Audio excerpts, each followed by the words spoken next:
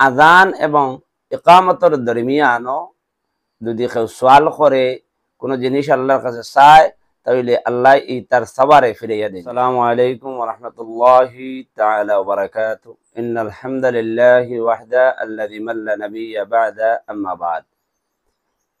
আমি আপনার সামনে একটা বিষয় উপস্থাপন করতে চাই আর হাদিসের মাধ্যমে।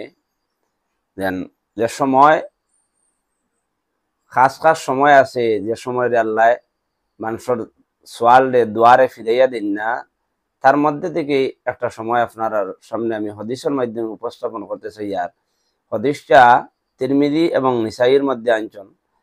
আনাস ইবনে মালিক রাদিয়াল্লাহু তাআলা আনহু قال قال رسول الله صلى الله عليه وسلم।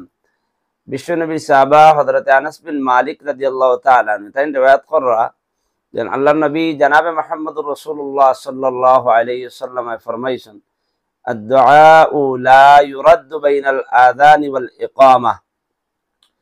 আযান এবং ইকামতের দরমিয়ানও যদি কেউ সোয়াল করে কোনো জিনিস আল্লাহর কাছে চায় তাহলে আল্লাহ তার সবারে ফিরাইয়া দেন না। তাই আমরা আযানের পরে এবং ইকামতের আগে এই সময়টারে আমরা বেখামা দিতে দিতাম না। আমরা আল্লাহর কাছে চাইতাম আমরা জিন্দগির যেটা প্রয়োজন আছে এবং আমরা গুনাহ থেকে মাফি চাইতাম এবং আমরা জমিনে চলতে ফিরতে যে জিনিসের প্রয়োজন আল্লাহ রাব্বুল আলামিনের কাছে চাইতাম, যদি চাই তাইলে আল্লাহ আমরা ইতারে পুরা করে দিবা। আমিন। আসসালামু আলাইকুম ওয়া রাহমাতুল্লাহি ওয়া বারাকাতুহু।